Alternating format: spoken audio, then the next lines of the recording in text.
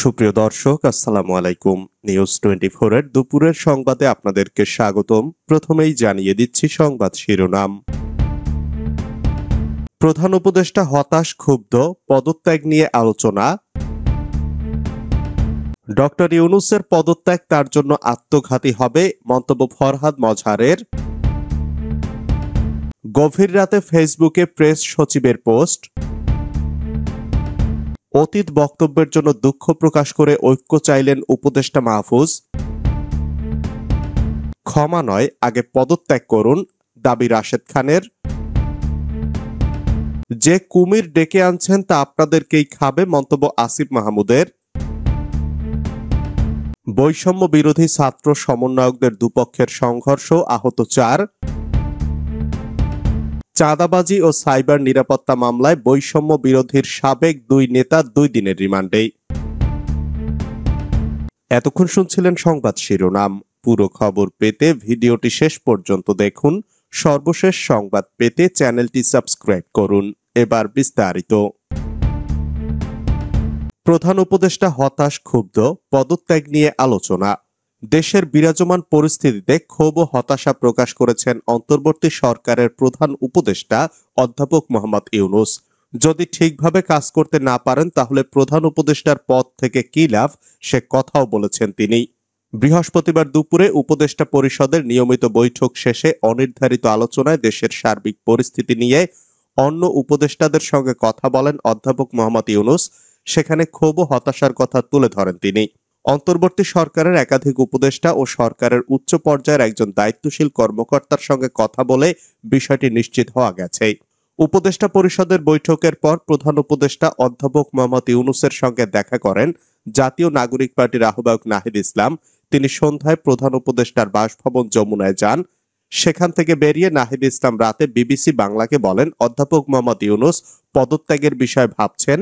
এর আগে উপদেষ্টা পরিষদের বৈঠক শেষে দীর্ঘক্ষণ উপদেষ্টাদের সঙ্গে কথা বলেন প্রধান উপদেষ্টা।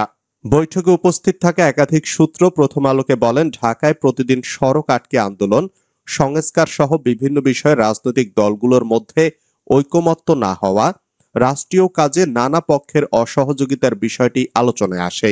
আলোচনার এক পর্যায়ে কাজ করতে না পারার বিষয়টি তুলে ধরেন প্রধান উপদেষ্টা। তিনি আরো বলেন, সংস্কারের বিষয়েও এখনো তেমন কিছু হলো না, তাহলে তিনি কেন থাকবেন, এমন প্রশ্ন আলোচনায় আনেন তিনি।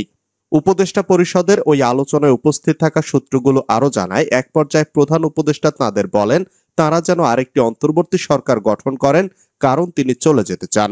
বর্তমানে যে পরিস্থিতি আছে তাতে অবাধ ও নিরপেক্ষ নির্বাচন আয়োজন নিয়ে সংশয় প্রকাশ করেন তিনি। এই পরিস্থিতিতে নির্বাচন হলে ব্যালট ছিনতাইয়ের মতো ঘটনা ঘটলে পুলিশ প্রশাসন তা ঠেকাতে পারবে কিনা সে বিষয়ে সংশয় প্রকাশ করেন তিনি। অন্যদিকে ভালো নির্বাচন করতে না পারলে মানুষ তাকে দায়ী করবে বলেও আলোচনায় উল্লেখ করেন তিনি। বৈঠক সূত্র জানায়, বিভিন্ন পক্ষের অসহযোগিতার বিষয়টি জাতির উদ্দেশ্যে ভাষণের মাধ্যমে তুলে ধরার কথা বলেন প্রধান উপদেষ্টা।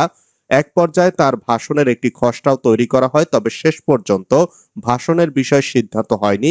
এ বিষয়ে পরে আবার আলোচনা হতে পারে। ডক্টর ইউনূসের পদত্যাগ তার জন্য আত্মঘাতী হবে, মন্তব্য ফরহাদ মজহারের। প্রধান উপদেষ্টা অধ্যাপক ডক্টর মোহাম্মদ ইউনূস পদত্যাগের বিষয়টি নিয়ে চলছে নানা গুঞ্জন।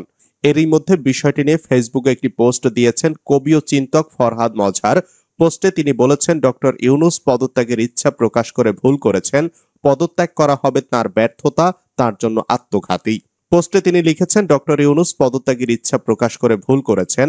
পদত্যাগ করা হবে তার ব্যর্থতা, তার জন্য আত্মঘাতী। কোনো ব্যক্তি বা দল নয়, তার উচিত জনগণের ঐতিহাসিক অভিপ্রায়কে সম্মান করা, কোনো দল বা গোষ্ঠীর চাপে বিভ্রান্ত না হয়ে জনগণের উপর আস্থা রাখা। গভীর রাতে ফেসবুকে প্রেস সচিবের পোস্ট। অন্তর্বর্তী সরকারের প্রধান উপদেষ্টা অধ্যাপক ডক্টর মোহাম্মদ ইউনূসের প্রেস সচিব শফিকুল আলম কোরআনের একটি আয়াত লিখে ফেসবুকে পোস্ট দিয়েছেন। বৃহস্পতিবার দিবাগত রাত 1:45টার দিকে নিজের ভেরিফাইড ফেসবুক পেজে এক গুরুত্বপূর্ণ স্ট্যাটাস দিয়েছেন তিনি। ফেসবুক পেজে তিনি লিখেছেন, নাসরুম মিনাল্লাহি ওয়া ফাতহুন কারিব, অর্থ আল্লাহর সাহায্য ও বিজয় নিকটবর্তী। এটি কোরআনের সূরা সফের 13 নম্বর আয়াত। এই অতি সংক্ষিপ্ত এবং শক্তিশালী বাক্যটি ইসলামিক দৃষ্টিকোণ থেকে বিজয় এবং আল্লাহর সাহায্যের আশাবাদ ব্যক্ত করে। অনেকের মনে এটি একটি গুরুত্বপূর্ণ রাজনৈতিক বার্তা হিসেবে গ্রহণ করা হচ্ছে। এটি যে সময় দেওয়া হয়েছে তা বিশেষভাবে গুরুত্বপূর্ণ। রাতের গভীর মুহূর্তে দেওয়া এই স্ট্যাটাসের মাধ্যমে শফিকুল আলম এক ধরনের শক্তিশালী, আশাবাদী এবং সংকল্পবদ্ধ বার্তা দিয়েছেন, যা দেশীয় রাজনীতির প্রেক্ষাপটে গূঢ় তাৎপর্য বহন করে। এই স্ট্যাটাসটি সামাজিক মাধ্যম সহ বিভিন্ন গণমাধ্যমে ব্যাপকভাবে শেয়ার ও আলোচনা শুরু হয়েছে। এর আগে জাতীয় নাগরিক পার্টির দক্ষিণাঞ্চলের মুখ্য সমন্বয়ক হাসনাত আব্দুল্লাহ দেশে বিভাজন ও অস্থিতিশীল পরিস্থিতি নিয়ে গভীর উদ্বেগ প্রকাশ করে বৃহস্পতিবার নিজের ভেরিফাইড ফেসবুক পেজে স্ট্যাটাস দিয়েছেন। স্ট্যাটাসে হাসনাত আব্দুল্লাহ বলেন যে বিভাজনটা অপ্রত্যাশিতভাবে আমাদের মধ্যে এসেছিল, সেই বিভাজনকে দেশ ও জাতির স্বার্থে মিটিয়ে ফেলতে হবে। তিনি উল্লেখ করেন, এদেশের স্বাধীনতা, সার্বভৌমত্ব রক্ষার জন্য এবং পতিত ফ্যাসিবাদের নগ্ন দেশবিরোধী ষড়যন্ত্র থেকে মুক্তির জন্য আমাদের ঐক্যবদ্ধ থাকতে হবে। মনে রাখবেন, আওয়ামী ফ্যাসিবাদের পতনে দেশে বিদেশে অনেকে নাখোশ হয়ে আছে। এই নাখোশ বান্দারা আমাদের বিভাজনের সুযোগ নিতে নিতে আজকের এই অস্থিতিশীল দিন এসেছে। আমরা সবাই এক হয়েছিলাম বলে দীর্ঘ ১.৫ যুগের শক্তিশালী ফ্যাসিবাদকে তছনছ করতে পেরেছিলাম। যদি আমরা খণ্ড বিখণ্ড হয়ে যাই তাহলে পতিত ফ্যাসিবাদ এবং তার দেশি বিদেশি দোসরেরা আমাদের তছনছ করার চেষ্টা করবে। তারও আগে তথ্য সম্প্রচার উপদেষ্টা মাহফুজ আলম বৃহস্পতিবার বিকেল ৫টায় সামাজিক যোগাযোগ মাধ্যমে এক পোস্টে লিখেছেন, দেশপ্রেমিক শক্তির ঐক্য অনিবার্য। অতীত বক্তব্যের জন্য দুঃখ প্রকাশ করে ঐক্য চাইলেন উপদেষ্টা মাহফুজ।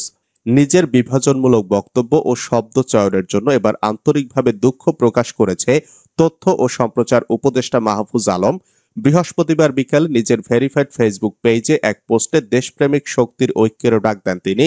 ফেসবুক পোস্টে মাহফুজ আলম লিখেছেন, ব্যক্তির আদর্শ, সম্মান ও আবেগের চেয়ে দেশ বড়। দেশপ্রেমিক শক্তির ঐক্য অনিবার্য। আগেকার যে কোনো বক্তব্য ও শব্দচয়ন যা বিভাজনমূলক ছিল সেগুলোর জন্য আমি আন্তরিকভাবে দুঃখিত। সরকারে আর একদিনও থাকলে অভ্যুত্থানের সকল শক্তির প্রতি সম্মান ও সংবেদনশীলতা রেখে কাজ করতে চাই। পুরাতন বন্দোবস্তের বিভেদকামী স্লোগান ও তকমাবাজি যা বৃহত্তর জনগোষ্ঠীকে হত্যাযোগ্য করে তোলে সেগুলো পরিহার করলেই আশা করি ভবিষ্যৎ রাষ্ট্র গণতান্ত্রিক ও অন্তর্ভুক্তিমূলক হবে। বাংলাদেশের শত্রুরা ঐক্যবদ্ধ ও আগ্রাসী, সার্বভৌমত্ব ও গণতান্ত্রিক সকল প্রতিষ্ঠান হুমকির মুখে। দেশপ্রেমিক জনগণ যারা জুলাই অভ্যুত্থানে ঐক্যবদ্ধ ছিলেন তাদের সামনে দীর্ঘ পরীক্ষা। এই পরীক্ষা ঐক্যের এবং ধৈর্যের। এই পরীক্ষা উতরে যেতেই হবে। ক্ষমা নয়, আগে পদত্যাগ করুন দাবি রাশেদ খানের। ক্ষমা নয়, আগে পদত্যাগ করুন, উপদেষ্টা মাহফুজ আলমকে ইঙ্গিত করে এমন মন্তব্য করেছেন গণ অধিকার পরিষদের সাধারণ সম্পাদক রাশেদ খান। বৃহস্পতিবার সন্ধ্যায় সামাজিক যোগাযোগ মাধ্যমে দেওয়া এক পোস্টে তিনি কথা বলেন। পোস্টে রাশেদ লেখেন, দেশের ঐক্যের ১২টা বাজিয়ে এখন ক্ষমা চাও কেন? গণ অভ্যুত্থানের সব স্টেক হোল্ডারকে মাইনাস করে মাস্টারমাইন্ড ও উপদেষ্টা হওয়ার মধ্যেই যে সব সুখ নেই তা নিশ্চয়ই তুমি এখন বুঝতে পারছো। তিনি লেখেন, নতুন বাংলাদেশের সম্ভাবনাকে পুরোপুরি ধ্বংস করে দিয়েছ। তুমি নাকি বলেছিলে কাউকে দেশ চালাতে দেবে না, কাউকে রাজনীতি করতেও দেবে না। তোমার অহংকার ও ঔদ্ধত্য শুধু তোমাকেই নয়, তোমার তৈরি ফাঁদে যারা পড়েছে তাদেরও পতনের কারণ হবে। তিনি আরো বলেন, গণ অভ্যুত্থানের পরে জনগণকে ঐক্যবদ্ধ না রেখে অনৈক্য সৃষ্টি করে ভেবেছিলে একলাই হিরো হয়ে যাবা, আজীবন ক্ষমতা ভোগ করবা। কিন্তু এই দেশের মানুষ যেমন কাউকে মাথায় তুলে নিতে পারে, তেমনি প্রয়োজন হলে ধপাস করে নামাতেও জানে। যে কুমির ডেকে আনছেন তা আপনাদেরকেই খাবে, মন্তব্য আসিফ মাহমুদের। যুব ও ক্রীড়া উপদেষ্টা আসিফ মাহমুদ বলেছেন, আওয়ামী লীগ ও দিল্লি জোটভুক্ত হয়ে যে কুমির ডেকে আনছেন তা আপনাদের খাবে। বৃহস্পতিবার রাতে নিজের ভেরিফাইড ফেসবুক পেজে দেওয়া এক পোস্টে কথা বলেন তিনি। আসিফ মাহমুদ তার পোস্টে আওয়ামী লীগ ও দিল্লির সঙ্গে নর্থকে যুক্ত করেছেন, তবে এই নর্থ দ্বারা তিনি কি বুঝিয়েছেন তা জানা যায়নি। আসিফ মাহমুদ তার পোস্টে বলেন, বাংলাদেশ আওয়ামী লীগ নর্থ ও দিল্লি জোটভুক্ত হয়ে যে কুমির ডেকে আনছেন তা আপনাদেরকেই খাবে। আপনি হয়তো তাদের জোটভুক্ত হন, তবে সাময়িকভাবে আপনাকে তারা ব্যবহার করছে। তিনি আরো বলেন, আমাদের না আছে মরার ভয়, না আছে হারাবার কিছু, একমাত্র আফসোস গণতান্ত্রিক রূপান্তর আর এদেশের মানুষের ভাগ্য কোনোটি ইতিবাচক পথে যাবে না আর কি। স্বপ্ন দেখে স্বপ্ন ভঙ্গের কষ্টই বোধ হয় এদেশের ভাগ্য। বৈষম্য বিরোধী ছাত্র সমন্বয়কদের দুপক্ষের সংঘর্ষ, আহত ৪। কুড়িগ্রামের রৌমারী উপজেলায় বৈষম্য বিরোধী ছাত্র আন্দোলনের সমন্বয়কদের বিভিন্ন অনিয়ম নিয়ে কথা কাটাকাটির জেরে দুপক্ষের মধ্যে সংঘর্ষের ঘটনা ঘটেছে। এতে উভয় পক্ষের 4 জন আহত হয়েছেন। বৃহস্পতিবার দুপুরের উপজেলার শহীদ মিনার চত্বরে এ ঘটনা ঘটে। আহতরা হলেন সাজিদুল ইসলাম সবুজ ও রঞ্জমিয়া এবং অপরপক্ষ মেহেদী হাসান রনি ও রাফি। স্থানীয়রা তাদেরকে উদ্ধার করে রৌমারী উপজেলা স্বাস্থ্য কমপ্লেক্সে ভর্তি করেন। চাঁদাবাজি ও সাইবার নিরাপত্তা মামলায় বৈষম্য বিরোধীর সাবেক 2 নেতা 2 দিনের রিমান্ডে। চাঁদাবাজি ও সাইবার নিরাপত্তা আইনে দায়ের করা মামলায় বৈষম্য বিরোধী ছাত্র আন্দোলন মানিকগঞ্জ শাখার 2 সাবেক নেতাকে 2 দিনের রিমান্ডে পাঠিয়েছেন আদালত। গতকাল বৃহস্পতিবার সন্ধ্যায় মানিকগঞ্জের অতিরিক্ত chief judicial magistrate Sadbir Yasir Ahsan Chowdhury এ আদেশ দেন। এর আগে তাদের আদালতে হাজির করা হয়। বাদীপক্ষের আইনজীবীর শুনানি শেষে বিচারক 2 দিনের রিমান্ড মঞ্জুর করেন। রিমান্ডে যাওয়া 2 নেতা হলেন শিবালয় উপজেলার নবগ্রাম এলাকার রজ্জব মোল্লার ছেলে আশরাফুল ইসলাম রাজু এবং মানিকগঞ্জ পৌরসভার উত্তর শেওতা এলাকার মতিউর রহমানের ছেলে মেহরাত খান। তারা দুজনেই বৈষম্য বিরোধী ছাত্র আন্দোলন মানিকগঞ্জ জেলার যুগ্ম সদস্য সচিব পদে দায়িত্বে ছিলেন।